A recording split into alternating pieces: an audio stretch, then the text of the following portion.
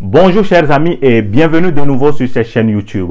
Aujourd'hui, je suis là pour vous parler du boulot, pour vous parler de comment trouver du boulot, spécialement en Chine. Alors, si vous êtes déjà en Chine, vous êtes étudiant, vous allez peut-être graduer, vous allez soutenir bientôt, ou bien vous avez déjà soutenu, vous êtes en train de chercher du boulot, ou bien vous êtes à l'extérieur de la Chine aussi et puis vous aspirez à aller en Chine pour pouvoir travailler. Alors, cette vidéo est faite pour vous.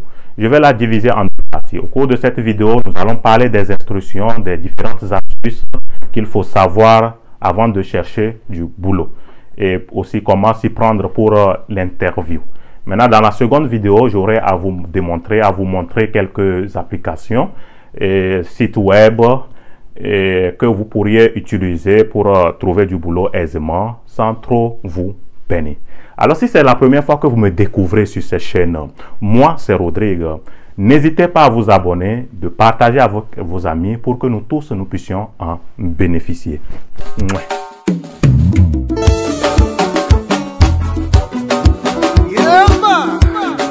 Beaucoup de gens qui ont eu à suivre mes instructions ont finalement trouvé leur gain de cause.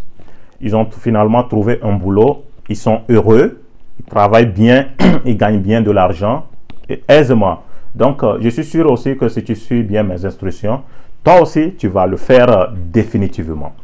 Et vous savez, quand tu pars en Chine pour étudier, quand tu obtiens le scholarship pour aller étudier, la bourse pour aller étudier en Chine, normalement, c'est écrit sur la bourse que c'est inscrit que après tes études, tu dois retourner dans ton pays pour développer ton pays.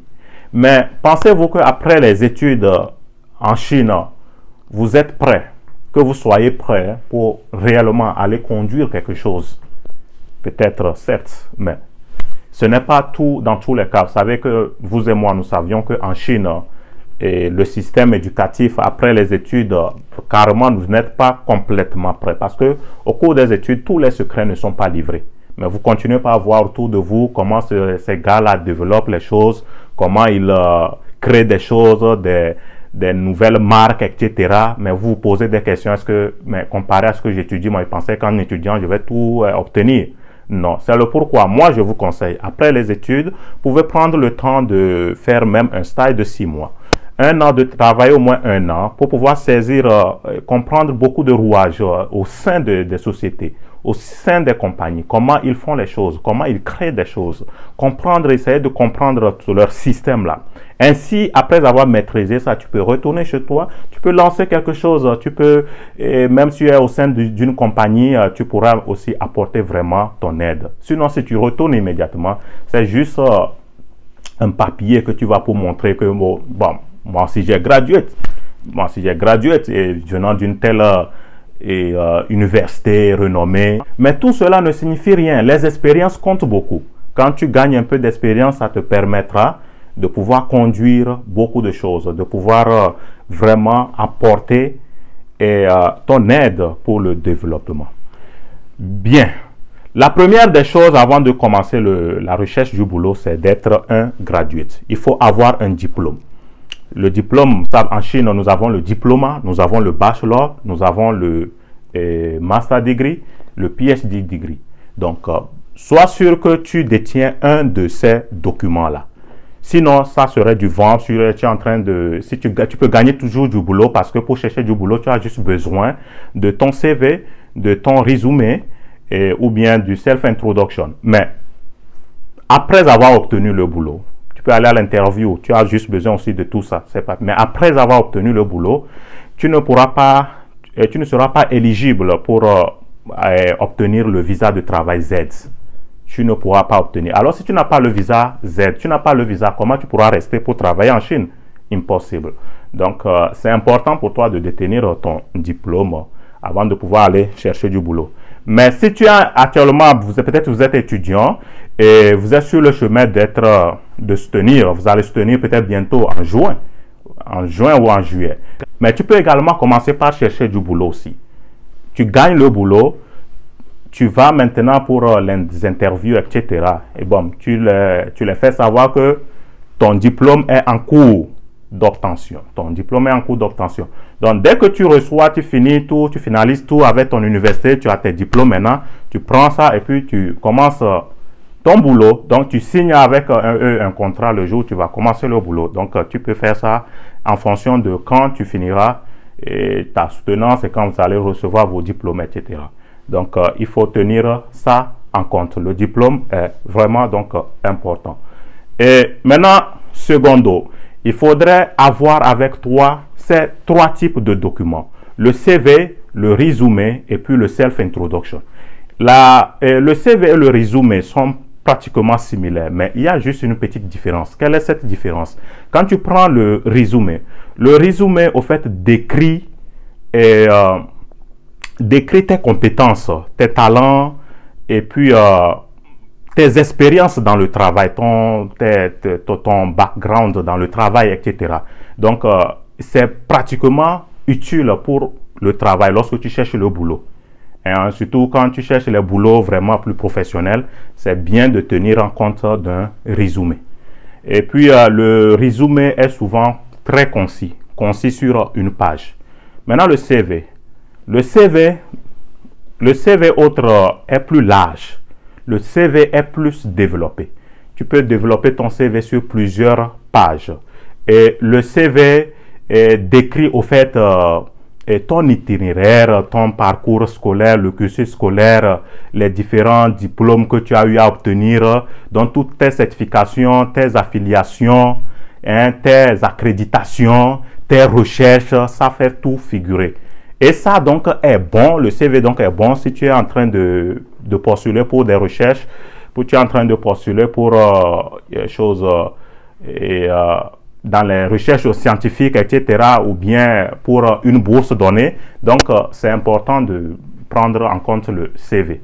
Le self-introduction, ça décrit, c'est au fait une introduction de toi-même et qui est juste, ça peut être juste un paragraphe ou 2 paragraphes, mais concis aussi sur une page. Ok, ça c'est tout donc pour ces documents. Ce qu'il faut savoir aussi, ces documents, il faut les avoir électroniquement et puis physiquement. Donc, électroniquement, dans les différents appareils, les gadgets là. Donc, tu peux avoir ça dans ton téléphone ou bien dans ton laptop, dans ton PC.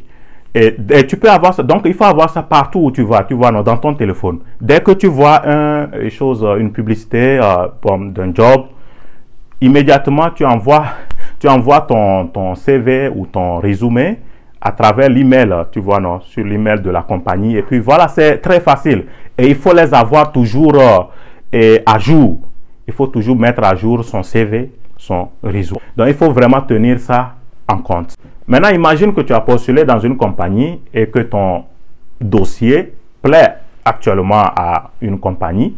Ils vont vouloir t'appeler pour de l'interview. L'interview peut être en ligne ou peut être face à face. En ligne, en tout cas, le HR, Human Resources, HR, la gestion des ressources humaines, la personne qui gère ça, donc elle va il vous appellera pour arranger l'interview. Et si l'interview est en ligne, ça, souvent on utilise les applications comme WeChat, ça peut être DinTalk, ça peut être Zoom ou Tencent. En tout cas, on vous dira quoi choisir, quoi préparer. Et maintenant, l'interview face à face. L'interview face à face, il faut aller, ça peut être au lieu du travail ou bien peut-être dans un hôtel, je ne sais pas, dépendant, hein, ça peut être souvent c'est dans la compagnie. Et tu vas pour rencontrer le HR pour pouvoir discuter, pour que la personne puisse t'interviewer en fonction du poste que tu es en train de postuler. Donc, avant d'aller, il faut tenir aussi en main si tu as déjà ton diplôme, il faut tenir ton diplôme. Mais le plus important, c'est d'avoir ton résumé, ton CV avec toi. Donc, il faut les tenir avec toi, tous ces documents-là, dans un cartable. Et tu vas donc au lieu de l'interview. Avant de partir pour l'interview, relis bien la description du boulot. D'abord, le titre du boulot. Qu'est-ce que ça dit? Imagine que tu vas pour postuler pour la gestion peut-être pour être un gestionnaire, un marketeur, un vendeur, donc, ou un technicien. Il faut lire bien le titre pour savoir ce que j'ai postulé, la description du boulot. Qu'est-ce que ça veut dire? Qu'est-ce qu'on veut de moi? Les différentes tâches assignées. qu'est-ce qu'on attend de moi. Donc, pour avoir une lumière, et ainsi, tu fais aussi la recherche de la compagnie donnée sur Google. Si tu fais la recherche, si c'est en Chine, bon, tu peux faire la recherche sur Baidu. Tu peux utiliser Baidu, Google, tu vas trouver le nom de la compagnie, en quoi la compagnie investit, en quoi, quels sont les produits que la compagnie produit. Donc, et comme ça, tu auras une lumière avant de pouvoir te pointer là-bas. Voilà. Et maintenant, il faut t'habiller très bien. Il faut t'habiller correctement. Il faut t'habiller comme un professionnel, d'une manière formelle, avant de te présenter là-bas. Tu ne peux pas porter un t-shirt et puis des sandales pour aller à l'interview. Donc, une fois que tu te pointes là-bas, la première chose qu'on va marquer, c'est ton apparence. Ton apparence. Tu apparais là-bas en tenue débraillée. C'est comme ça, on va débrailler aussi ton interview et puis bon, tu auras perdu ton temps. D'abord, tu vas voyager. Vous savez tous, on sait tous que tu voyages surtout en Chine là, d'une province à une autre là vraiment. C'est comme si tu voyageais d'un pays à un autre en Afrique. Hein. Tu vas dépenser ton argent, etc. Et si tu as chose à l'extérieur de la Chine, sûrement on va te demander l'interview, chose en ligne, bien sûr. Donc là, bon, mais toujours, il faut bien être présentable. Il faut être présentable. Je ne demande pas d'aller prêter aussi des habits que vous n'avez jamais portés. Hein, parce qu'on vous demande d'aller faire l'interview. Tu prends des habits, peut-être tu prêter des habits, tu portes et tu arrives là-bas, tu commences par suer. L'habit, tu te sens inconfortable dans ton accoutrement. Là, tu vas péter les plombs là-bas. Tu commences par suer. Donc, à cause de l'habit, porte juste quelque chose où tu te sens à l'aise, mais qui est aussi... et quelque chose quand même professionnel. Tu n'es pas obligé de compliquer, mais sois simple et puis professionnel. Voilà, c'est ce qui compte. Tu vas là-bas, on te respecte en fonction de la façon dont c'est ta coiffure, etc. Vous faites des coiffures aussi bizarres. Il y a des compagnies, mais arriver là-bas, peut-être si tu as fait des rastas, la compagnie là ne veut pas des gens qui ont fait des rastas.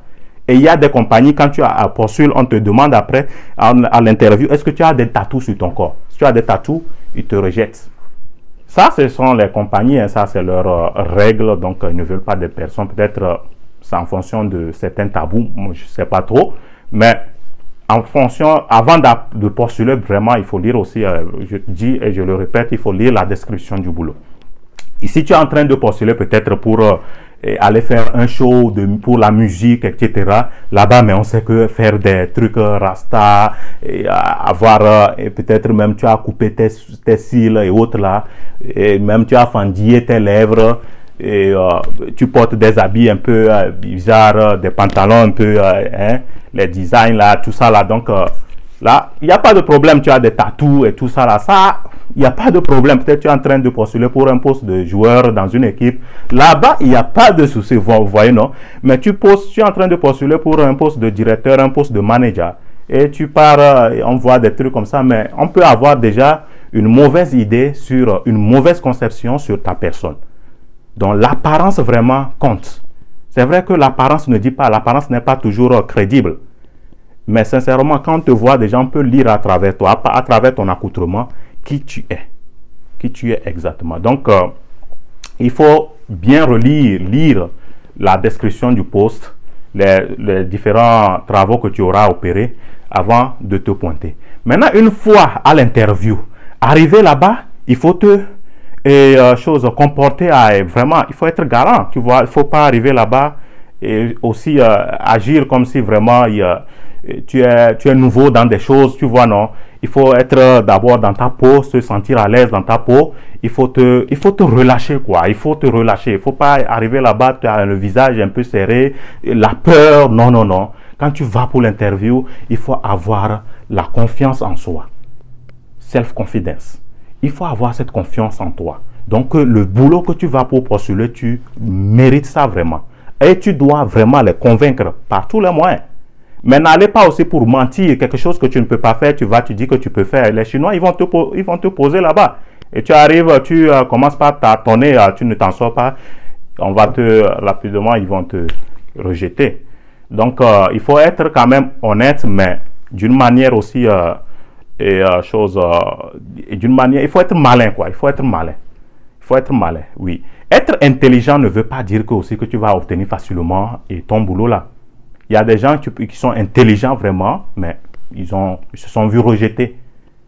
Et à côté, quelqu'un, parce qu'il est malin, il sait comment prendre les choses, mais il n'est pas si intelligent que soi et il gagne le boulot. Imagine quelqu'un qui est intelligent, il a sur son dossier et sur ses bulletins, il a de bonnes notes, etc.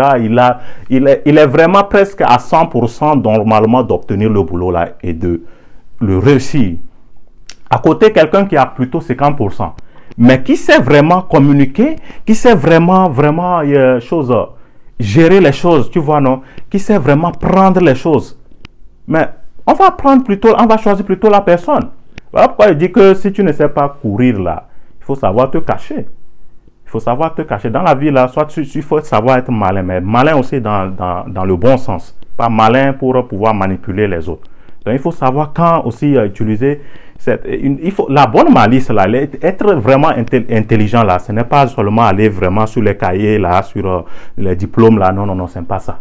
Donc il faut savoir comment aussi prendre la personne aussi qui est devant toi, comment convaincre, l'art de convaincre, c'est vraiment important, il faut connaître ça. Et ça ne s'apprend pas à l'école, donc il faut être bien dans ta peau, il faut être confiant en soi.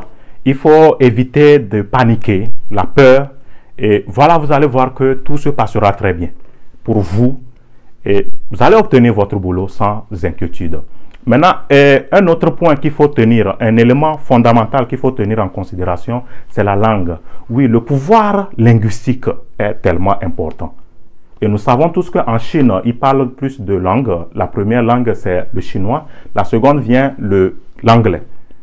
Et vous savez donc, si vous ne maîtrisez pas le chinois, ça serait difficile. Vous ne maîtrisez rien du tout en chinois.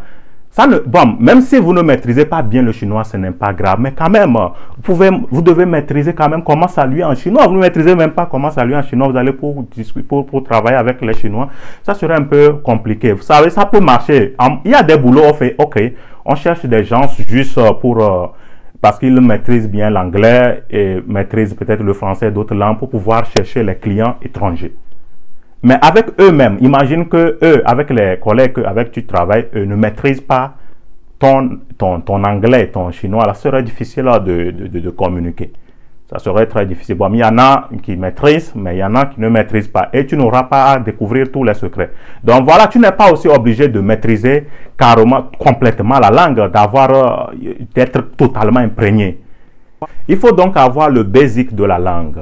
Maîtriser quand même quelques vocabulaires, surtout le vocabulaire et la plupart des mots que vous aurez à utiliser dans votre boulot. Il faut maîtriser ce champ lexical là. Il faut maîtriser les mots là. Quelques mots, surtout quand tu vas aussi pour l'interview. C'est ça, si tu vas, imagine, si tu peux parler le chinois, tu as déjà un plus, vous voyez, non? Tu pourras déjà séduire, tu pourras déjà convaincre la personne qui va t'interviewer. Donc, c'est tellement important la langue. C'est vraiment important pour pouvoir communiquer. Parce que, bon, sans la langue, comment vous allez pouvoir échanger? Il y aura des incompréhensions et puis ça peut amener des petites divisions. Et on te donnera un travail à faire, tu fais un autre, imaginez-vous. Ok, Dieu merci que quand même, il y a aussi des applications. Lorsque tu as des difficultés, tu peux rapidement traduire. Tu peux utiliser par exemple Baidu Translate ou bien Google Translate pour facilement traduire les choses. Certaines tâches qu'on te donne, on peut transférer. Mais parfois aussi, la communication aussi verbale est plus importante. Quand tu es par exemple sur un chantier, tu travailles avec les Chinois. C'est la communication verbale qui passe plus vite. Là, mais quand tu es peut-être un sales manager un gestionnaire, là c'est là, bon, tu maîtrises juste quelques basics, là c'est bon, tu vas juste, on te donne un document, des tâches à faire, tu peux rapidement traduire et puis voir qu'est-ce que ça dit. Et gérer ça facilement en fonction gérer ça facilement. Mais quand tu es sur le terrain et autres, là c'est la communication verbale. Les choses se passent vite. Donc, tu n'es pas aussi obligé de tout maîtriser, mais quand même, comme je le disais tantôt, c'est le vocabulaire du domaine, tu vois, non, le vocabulaire du domaine. Donc, il faut chercher les mots là, il faut comprendre les mots là. Par exemple, comment on dit ingénierie, même en chinois, tu ne sais pas et tu vas postuler pour un poste d'ingénieur. C'est vraiment compliqué pour toi. Ça serait compliqué pour toi. Ta vie sera vraiment, ça serait un peu pénible pour toi là-bas. Donc, il faut maîtriser un peu tout ça et bon, avant de postuler. Maintenant, le fait de maîtriser bien la langue aussi, imagine tu parles bien chinois, tu parles le chinois aussi proprement, ne garantit pas aussi pour toi le boulot. Non. Non, le fait de parler très bien le chinois aussi ne garantit pas, tu vois, non. C'est pourquoi je dis que dans tous les cas là, il faut être malin. C'est à toi de savoir convaincre vraiment. Par exemple, moi, quand je postulais pour mon boulot de poste d'ingénieur, d'ailleurs, je suis allé même pour postuler au poste de technicien. C'est après les interviews et autres là, la manière dont je les ai convaincus qu'ils m'ont eux-mêmes donné le poste d'ingénieur. Donc, je n'étais pas allé là-bas avec un grand bagage de chinois. Je n'étais pas allé là-bas avec un grand bagage de chinois. Mais je leur ai fait savoir que, vous voyez, nous sommes dans l'ingénierie. Et puis, en ingénierie, nous avons un même langage d'ingénieur. Par exemple, un dessin. Par exemple, un schématique, un drawing.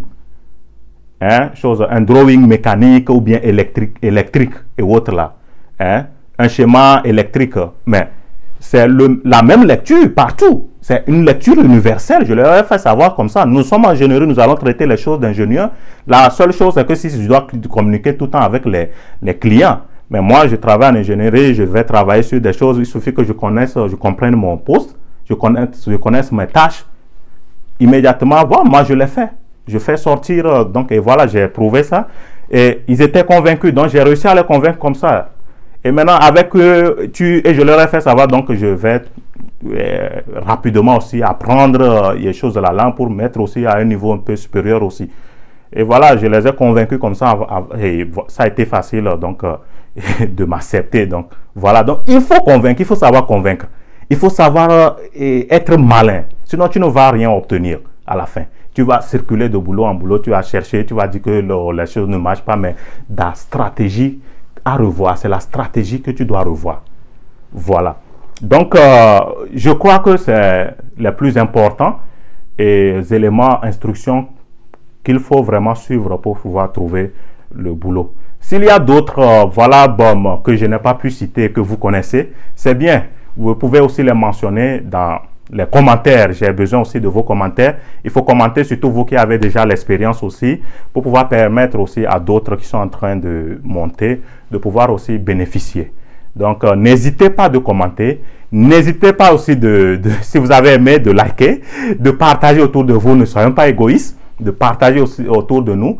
Et puis, de vous abonner, s'il vous plaît, de vous abonner pour pouvoir bénéficier d'autres vidéos comme celle-ci. Alors, je vous dis bye bye, on se retrouve dans la prochaine vidéo. Nous allons découvrir maintenant comment postuler et gagner le boulot.